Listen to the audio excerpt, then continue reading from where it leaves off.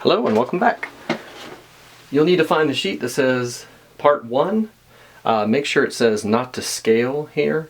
Don't mistake it with the one that says something about only the cores. Make sure you're on not to scale.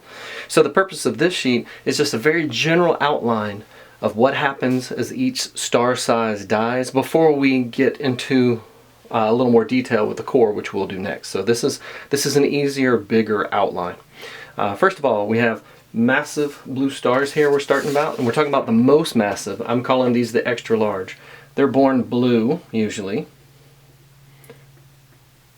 and that's because they're so big that they're burning that fuel quickly. It's crushing it, so it's hot. We know that blue is associated with things that are high energy. As you can see, it's going to take about 1 million years, and then in general, remember this is general outline, it's going to get bigger after it runs out of fuel, and we'll go into detail about that later. It's going to become a red supergiant. One word. And then, due to things we'll talk about in a little bit, it's going to have a supernova explosion. So it is going to go supernova. Remember, this is the largest of stars.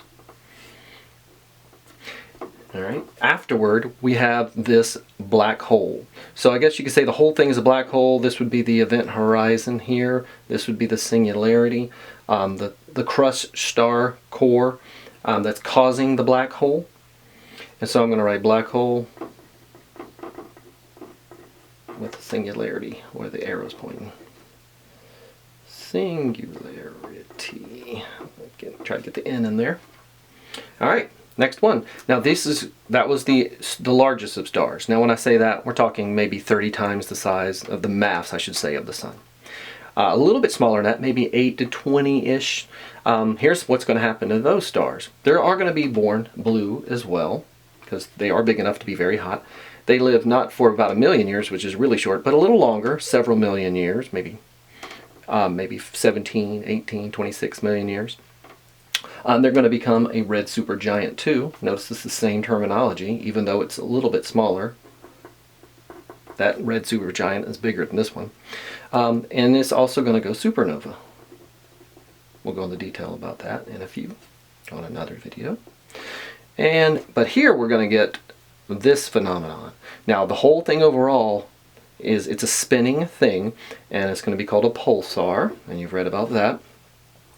And this thing at the middle here is the neutron star. Remember, details will be coming on that. Alright, next one. The blue giant. Let me make sure it's still recording. Very good. I'm sorry, not blue giant. We're going to the sun. We're on this one now. The sun, as in our sun and stars about that size, we were born yellow, and so that's one example of what color they would be. They're not hot enough to burn blue. And here we're going to become bigger, and it's going to take a lot longer, so to speak, several billion years. You know, it's about 10 for our sun. And it's going to become not a red supergiant, just a red giant. It's just not quite as big. Alright, and here, afterward, we have this phenomenon. Now this beautiful thing, it looks like an eye. This is probably an example, something called the God's Eye Nebula, but it's an example of a planetary nebula. Has nothing to do with planets, just for the record. Planetary nebula. So that's this wispy stuff around the outside overall. And then this thing in the middle is called the white dwarf. It lights up that beautiful thing around it. We'll look at the specifics of all of that on the next sheet. And over time, this will go away. All these gases will go away, and we'll get something left that's just the white dwarf by itself. Alright. Yes. Alright, I'm going to go to the last one here. Now this one, don't overthink. Treat these stars as stars that tend to stick around forever. Maybe trillions of years. Anyone that's ever been made is still around. These stars dominate the universe. But they're small enough, maybe 1/10 the mass of the sun. They're born red.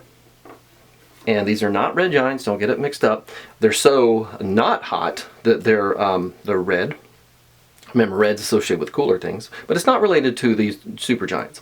It just stays that color its whole life. So over here we could write red. It might fade to brown eventually as the fusion runs out, but the fusion is so slow that it tends to last, ironically, for practically forever. So you could actually call this a red dwarf still.